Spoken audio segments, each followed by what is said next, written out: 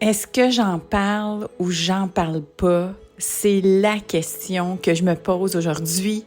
Et je serais curieuse d'avoir votre retour parce que je vais vous poser une question par rapport à un des sujets dont je voudrais traiter. Dont j'ai une idée d'ici jusqu'à Noël. Et comme on jase, hein, on est en conversation quand même, j'aimerais avoir votre opinion. Alors, bienvenue à J'ai une idée. Mon nom est Jeannie Duquette. Je suis avocate de formation, productrice de métier, consultante depuis que j'ai écrit 2 livres sur le leadership féminin et que j'ai recommencé à faire de l'accompagnement de personnalités publiques, d'artistes, de personnalités qui désirent communiquer, prendre leur place en cette ère où c'est possible de parler directement à son public. Hein? Avant, quand on voulait être connu, il fallait qu'on engage un attaché presse, fallait qu'on investisse, c'est encore vrai là, qu'il faut investir, puis ça prend quelqu'un pour avoir cette vision-là hein, à l'extérieur de soi, parce que être connu, c'est les autres qui parlent de toi. C'est pas toi qui parles de toi. Mais la grosse différence, c'est que avant, on avait besoin d'intermédiaires pour atteindre le public. Donc, que ce soit les médias par rapport à une personnalité politique ou personnalité d'affaires, ou bien, dans le domaine artistique, là, il y avait les relationnistes de presse. Donc, on avait besoin de ça, ou la radio aussi, hein, les différents médias. Mais maintenant, c'est possible de parler directement aux gens. Mais t'as pas moins besoin de quelqu'un pour t'aider à gérer ton image parce que tu te vois pas comme les autres te voient. Alors, faut profiter de ce qu'on... faut profiter de ce qu'on dégage, de ce que les gens perçoivent avant même que nous, on le perçoive pour être en mesure d'avoir le plus d'impact possible. Bon, je m'attendais pas à faire un pitch d'entrée de jeu, mais j'aime quand même présenter le podcast. Là, je veux j'ai des petites annonces là avant de vous parler de mon sujet du jour, de la grosse question que je vais vous poser.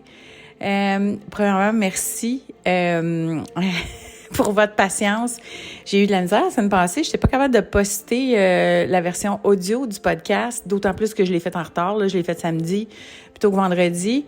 Puis je le raconte, là, épisode 23, vous allez voir. Donc, j'étais pas capable de le poster sur Balado Québec. Puis je voudrais remercier Daniel de Balado Québec, mon Dieu, parce que j'ai essayé plein de troubleshoot là dans ma geeketé, là, j'ai cherché des solutions, j'ai cherché plein de troubleshoot, puis j'étais pas capable. Fait que j'ai finalement écrit à Balado Québec samedi soir, puis j'ai eu une réponse de Daniel le dimanche. J'ai trouvé ça tellement cool, c'était un long week-end en plus, mais il m'a fait le troubleshoot, puis j'ai été capable là, de l'uploader, mais tu sais, seulement là, lundi. Alors, j'ai eu du retard. Fait que merci pour votre patience. Merci à Gisèle qui m'a écrit pour me dire « Hey, qu'est-ce qui se passe? » Puis je voudrais aussi remercier, j'ai Louise, j'ai Mélanie, j'ai... t'as peu. J'ai une autre personne qui s'est procurée la formation « La puissance d'une histoire ». Fait que merci beaucoup. Ça soutient ma création de contenu. Puis la possibilité de garder mon podcast gratuit. Fait que merci beaucoup. Puis merci pour l'encouragement. Ça me fait vraiment plaisir. Puis j'espère que ça va vous aider. Je sais que ça va vous aider à vous propulser. Fait que ça, c'était ma première annonce. Deuxième annonce que je voulais vous dire, c'est qu'aujourd'hui, c'est le lancement de la programmation de Faire une femme de soi. Du FM 103.3, de la radio avec laquelle je collabore depuis maintenant 7 ans. J'en reviens pas que c'est ma 7e année de Faire une femme de soi. Ça a passé tellement vite. Et c'est tellement un beau cadeau, la radio, dans ma vie. C'est ce que je souhaitais le plus quand j'ai commencé à faire des coms suite à la sortie de mon premier livre, les 7 clés du leadership féminin. Ceci dit, je pensais que ça viendrait par un podcast. Moi, j'étais déjà fan de podcast à ce moment-là et je pensais que ça viendrait donc un petit peu par la bande, tu sais, en podcast et non pas à la radio, la big radio elle-même, mais je veux remercier France Dubé qui m'a téléphoné puis qui m'a dit « Hey, toi, ça te tente pas d'avoir une émission de radio? » J'en revenais pas, puis j'ai trouvé ça vraiment super. Alors, Faire une femme de soi existe depuis 7 ans. Il y a beaucoup d'épisodes disponibles. Vous pouvez aller sur Spotify, Apple, sur le site même de la station. Je pense qu'on a 150 épisodes disponibles. C'est des rencontres avec des femmes qui ont tous des parcours aussi variés et original et émouvant que possible. J'essaie justement de par l'entrevue, de raconter une histoire, puis de vous rendre ça intéressant, mais aussi que ces femmes-là, prennent la mesure de l'impact qu'ils ont eu. Parce que souvent, c'est ça. Tu le perçois pas toi-même, l'impact que tu as eu. Des fois, c'est souvent les filles qui ont fait des affaires extraordinaires. Je trouve qu'elles s'en rendent pas compte. Parce qu'ils disent toujours la même affaire, j'ai juste fait ce que j'avais à faire. Mais c'est souvent ça, c'est souvent ça défricher, hein? C'est souvent ça, ouvrir la voie pour les autres, et c'est souvent ça, contribuer, c'est faire ce qu'on a à faire, mais ce faisant, ceux qui vous regardent, ça les inspire, puis ça change les choses. Fait que je trouve ça super. Fait que je commence ma saison ce vendredi avec Diane Pinet. Diane Pinet, parlant de pionnière, là, mon Dieu, femme d'affaires dans le milieu musical, bien avant moi, là, elle a une compagnie d'édition depuis le début des temps. Elle a représenté les plus grandes chansons. Elle est encore active dans le domaine musical. Elle a passé au travers tous les changements. Elle a été capable de garder le cap de sa compagnie. Je sais qu'elle a eu énormément d'épreuves, mais énormément de succès aussi. Alors, Diane, qui a enfin accepté de venir me voir faire une femme de soi, je suis très contente de commencer ma saison avec elle. Alors, vous allez voir des femmes cette saison dans le domaine de l'entertainment. Je vais vous le dire, là. Tu sais, je faisais moins de gens dans le domaine musical parce que je voulais, vous le savez, j'aime ça changer de sujet, ouvrir mes horizons. Fait que j'ai fait énormément de femmes d'affaires, des gens dans le domaine politique aussi et tout ça. Mais là, ça me tente de prendre le pouls des gens de mon industrie, de mon ex-industrie, pour savoir comment ça se passe, comment ça va, puis quelles sont ces femmes-là là, qui ont des carrières formidables. Fait que je vais peut-être avoir un gars aussi, là, j'attends la confirmation, mais quand j'invite des hommes à faire une femme de soi, c'est des alliés. Hein? C'est des alliés du Girl Power. Alors, j'attends une confirmation parce que ça va être super intéressant. Fait que ça, c'était ma deuxième portion d'annonce qui m'amène à ma grosse question du jour. Est-ce que je vous fais j'ai une idée spéciale OD jusqu'à Noël? Bon, OD pour Occupation Double, ça serait des épisodes un peu hors série parce que pour ceux qui m'écoutent à l'extérieur du Québec, Occupation Double, ils n'ont pas accès. Mais aussi, c'est parce que je veux continuer de parler de mon sujet. Voyons, j'ai de quoi dans la gorge. Désolée, c'est chic. Il n'y a pas de montage. Vive le podcast! Alors, est-ce que je vous fais une édition spéciale OD de J'ai une idée? Parce que Occupation Double, c'est sûr que je vais écouter ça. Vous le savez que je capote sur la télé-réalité. Puis, j'ai le goût de vous parler de ça. Puis, est-ce que je vais oser parler? Puis là, est-ce que je vais le dire? Puis là, je sens que je vais le dire. Fait que je vous le dis, restez là. Est-ce que je vais oser parler de la débandade que Occupation Double a eue il y a 2 ans? Et à quel point c'était à prévoir? À quel point, dès le début de la saison, c'était clair que ça allait mal virer? Puis, je vais vous dire, selon moi, tu sais, un fan fini de télé-réalité, j'en ai écouté plein. J'écoute les après-matchs même, là, tu sais, après-match, tu sais, après Survivor, après Big Brother, j'écoute ça. Je suis geek de ça. Tu sais, on a toutes les geeks, on a toutes des affaires, là, qu'on aime, là. Moi, j'aime ça. Puis je me suis demandé, pourquoi j'aime tant ça? Ben, j'aime le vrai. Je trouve qu'il y a quelque chose de beau dans les émotions vraies, puis dans les... C'est sûr qu'il y a du montage, puis c'est raconté, puis tout ça, mais il y a quelque chose de beau là-dedans. J'aime aussi voir l'impact, donc, la notoriété a sur ces gens-là, l'impact que les caméras ont sur ces gens-là. Puis là, exemple, cette année à Big Brother aux États-Unis, c'est tellement clair qu'ils font un show pour les caméras, tellement que je trouve que ça enlève, pour moi, en tout cas, de la crédibilité au show, parce que les gens sont clairement dans la performance pour les caméras. Fait que je le sens, ça, puis ça me gosse un peu. C'est moins vrai. Tu sais, c'est moins raw. Alors, j'aime un peu moins ça. Mais donc, j'aime beaucoup ça. J'aime beaucoup les téléréalités amoureuses. Donc, j'aime ça, voir les gens développer des vrais sentiments, voir les yeux des amoureux quand ils se découvrent puis qu'ils commencent à avoir des sentiments. Je trouve ça beau.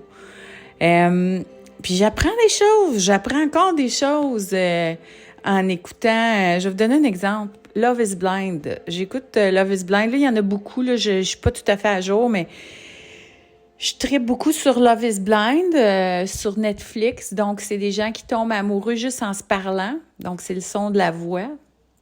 Et c'est ce qu'ils ont à se dire, qui font qu'ils peuvent tomber amoureux. Puis, il y a beaucoup de couples là, qui sont sortis de ces émissions-là, réellement amoureux, qui sont mariés. Puis, il y a déjà des bébés là en route. Là, il y a 2 bébés, je pense, Love is Blind. 2 ou 3 bébés Love is Blind en route. Alors ça, j'aime ça.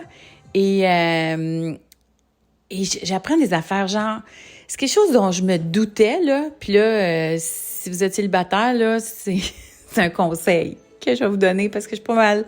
Tu sais, ma théorie, là, je vous la propose, mais ce qui fait que 2 personnes connectent profondément, puis souvent, puis ce qui fait qu'ils vont tomber amoureux, là, c'est des blessures communes.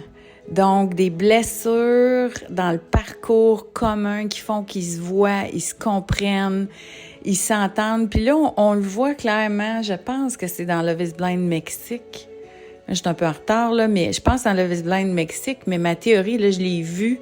Tu sais, ça fait longtemps que je dis ça, là, c'est les blessures qui fait. Des blessures communes qu'on développe, tu sais, une profondeur. C'est pas quelque chose d'intense, là. C'est souvent ça qui vont faire que 2 personnes vont connecter.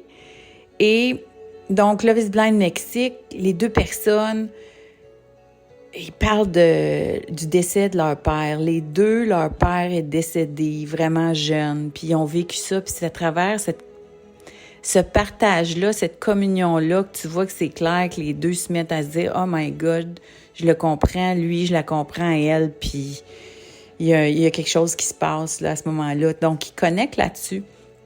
Puis, c'est pas juste ça, bien entendu, mais c'est des éléments de connexion. Et là, quand vous allez vous dire, puis, tu sais, il y en a souvent qui disent « Ah, pourquoi j'attire juste du monde telle façon? Pourquoi j'attire juste du monde telle façon? » Si vous n'êtes pas satisfait des gens que vous attirez, guérissez les blessures qui font que vous connectez avec ces gens maganés-là. Puis si vous guérissez vos blessures, bien, vous n'allez plus connecter avec ces gens-là qui sont blessés. Vous allez connecter sur d'autres choses. Puis là, bien, plus on s'améliore comme humain, bien, plus... Tu sais, ce qui fait qu'on connecte, c'est peut-être des blessures moins graves, puis c'est peut-être des choses plus lumineuses, puis c'est peut-être quelque chose qui va vous permettre d'être en amour plus doucement, mettons, que quand on est jeune, puis qu'on a... tu sais, les relations sont supposées d'être là pour nous permettre de guérir quelque chose. Tu sais, c'est souvent ça qu'ils disent. Tu sais, tu rencontres quelqu'un avec qui tu vas connecter, puis c'est une incitation à guérir, puis... En tout cas, dans mon cas, ça s'applique clairement. Tu sais, moi, quand j'ai rencontré le père de ma fille, c'était clair qu'il y avait quelque chose qui venait me chercher beaucoup, un trigger là, dans cette relation-là. Puis je me disais, au lieu de le voir comme un obstacle, je me suis dit, OK, ça, c'est un appel à ce que moi, j'aille guérir cette affaire-là dans ma vie. Puis ce que j'ai fait, c'est que je l'ai guéri. Ça, l'affaire, c'est qu'une fois que tout est guéri, puis que l'autre non, ben tu connectes un peu moins. Fait que, hey, on est personnel aujourd'hui, hein? Fait que, tout ça pour dire que j'apprends des choses en regardant ces émissions-là. Et oui, je vais regarder Occupation double. Généralement aussi, c'est une émission que j'écoute avec ma fille. Ça me permet de parler de certains sujets avec elle qui seraient peut-être plus durs de parler directement. Tu sais, si on en parle au travers des quote-unquote personnages à la télévision, c'est un petit peu plus facile.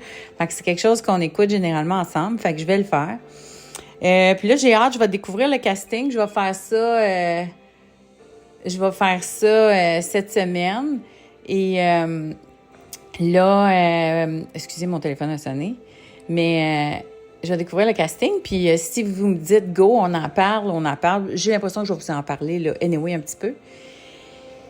Et là, je voulais justement vous parler du casting. Le casting dans ces émissions-là, c'est 100% des chances de succès. C'est les humains qui composent l'émission qui va faire que ça marche ou pas. Puis c'est la composition des humains qui vont faire que ça marche ou pas. Puis c'est aussi le leadership qui va se développer à l'intérieur des groupes qui va être très, très, très révélateur de... Ça va colorer la saison, carrément. Fait que choisis bien tes éléments forts parce que c'est eux autres qui vont déterminer si ta saison va être bonne, lumineuse, dark, croche, belle. C'est vraiment ça. Parce qu'il y a des leaders dans chacun des groupes, puis il y a des gens... Tu sais, c'est difficile à prédire parfois qui va être leader de quoi. Mais tu sais, il y a quand même des indices. Et là, ici, donc, au Québec, on a eu une saison d'Occupation double qui a été une catastrophe, un désastre. Mais tu sais, là, je vais dire de quoi que c'est pas politically correct, OK? Puis là, vous allez me dire, c'est pas... Fait que je vous le dis d'avance, disclaimer, puis arrêtez de m'écouter si vous voulez pas... Je sais pas qui ça peut offusquer, mais tu sais, des fois, ça peut peut-être. Là, il y avait casté 2 gars sur cette saison-là qu'un moment donné, ça a sorti tout de suite que c'était des travailleurs du sexe. Là, on s'entend, là. C'était des gars qui travaillaient dans un bar, pas d'une affaire de spectacle là, comme le 281 était à l'époque, là. Tu sais, c'était un endroit de danseurs nus, mais au Québec, malheureusement, depuis un jugement catastrophique, puis partez-moi pas là-dessus, mais au Québec, maintenant, il y a le droit de toucher, puis il y a le droit de faire toutes sortes d'affaires. Puis dans ces bars-là, ça ne se limite pas à juste du dansage. Donc, c'est 2 travailleurs du sexe qui travaillaient dans un bar gay et straight et qui étaient, tu sais, des gens qui sont payés pour... Tu sais, voyez, tu sais, quand t'es capable de faire ça, là, tu sais, moi, je m'excuse, là, mais tu sais, toute la génération de We're Free, puis Sex Positive, puis tout ça, puis nanana, là, bon, excusez-moi, là, mais premièrement, d'engager du monde qui font ça, puis de les mettre dans une télé-réalité, qu'il y ait des bonnes filles qui vont rentrer là, des jeunes filles qui risquent de tomber en amour avec ce monde-là, j'étais comme... Tu sais, je veux dire, moi, là, j'ai rien contre les travailleurs du sexe. J'en ai servi des centaines pendant que j'étais barmaid quand j'étais jeune. Mais c'est clair que c'est des gens qui viennent avec des blessures, puis des blessures intenses, là, souvent, là. Parce que pour devenir ça, souvent, c'est des gens qui ont été abusés, puis ci, puis ça. Tu sais, je veux dire, mais quand ça devient ça, tes leaders, là, ben, demande-toi pas pourquoi. Tu sais, c'était... Le leadership, c'était des gens qui étaient prêts à faire beaucoup de choses pour de l'argent. Fait qu'imagine qu'est-ce qu'ils étaient prêts à faire pour $1 demi-million. C'est clair que ça allait jouer rough. C'était clair que ça allait frapper. Puis tu sais, je me disais, coudonc, je suis prude. Je suis une vieille matante, moi, là, à penser que c'est épouvantable d'avoir choisi de caster 2, pas 1, 2, tu sais, travailleurs du sexe pour rentrer dans ce show-là. Puis... non. Puis là, écoute, si vous êtes... vous viendrez... Mais en tout cas, moi, jamais j'aurais fait ça. Puis ça m'a dérangée au début. J'étais là, mais voyons, mais qu'est-ce qu'ils pensent? Puis là, je sais pas, ça venait me chercher. Je capotais. Puis je ne juge pas ces gens-là dans le sens où j'ai énormément de compassion. Puis il y en a, tu sais, qui... Tu sais, je veux dire, comme j'ai plein... Je me suis fait des amis, puis... Tu sais, moi, je suis... Mais dans un show de même, ça marche pas, là. Je veux dire, c'est sûr que le petit gars de région qui va se faire manger tout cru là, par un gars street smart de même, puis que... Tu sais, fait que ça pour dire que le gros problème cette saison-là, c'était le casting. C'était pas le montage, c'était pas ci, c'était pas ça, c'était le casting. Fait que, tu sais, là, on a eu une version plate l'année passée d'Occupation Double parce que là, ils se disaient « Ah, on veut pas d'intimidation » puis tout ça.